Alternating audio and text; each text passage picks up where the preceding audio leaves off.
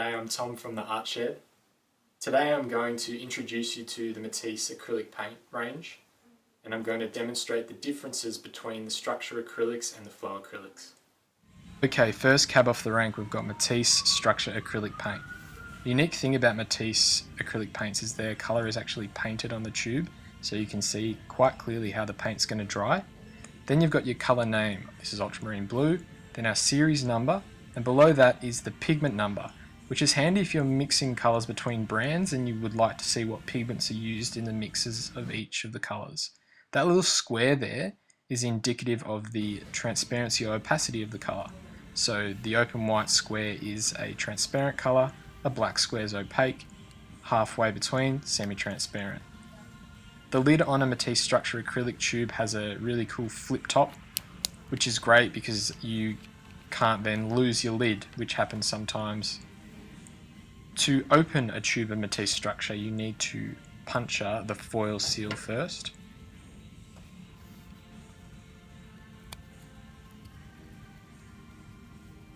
So, Structure acrylic paint is quite rich and buttery.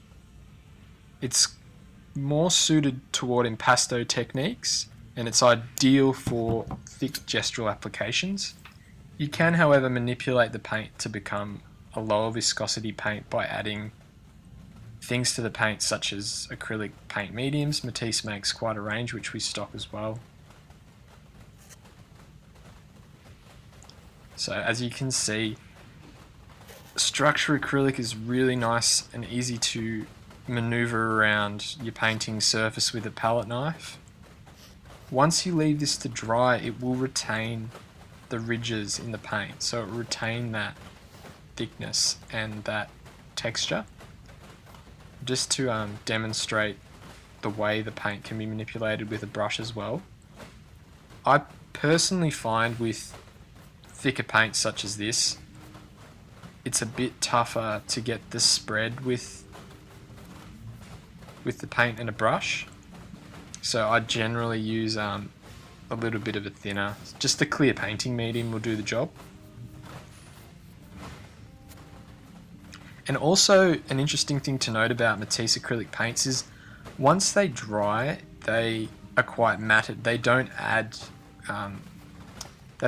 glossy chemicals or glossy things to the mix of paint, because it's quite difficult to matte a glossy paint to bring it back to matte. Okay, as a point of comparison is the Matisse Flow acrylic paint, also 75mm tube. This is also ultramarine blue. You'll notice that the colours between the two ranges are identical. So if you apply ultramarine from Structure to a canvas and ultramarine Flow to a canvas, they'll dry to be the same colour. They are identical pigments that are used in those tubes. The only difference is the viscosity of the paint. There's a foil seal on the Flow paint as well, and it has the same flip top lid too. So now we'll squeeze some of this out. Now you'll quite quickly see that the viscosity of the Flow is different to the Structure. It sits lower once it's applied. It's more of a melted butter almost. So Flow's a thinner viscosity acrylic paint to Structure. It's got a more free-flowing consistency, so you can make more extended marks like this. The paint will drag a lot further than the Structure, which becomes not dry, but it has that kind of dry brush feel to Structure when you try to pull it that far.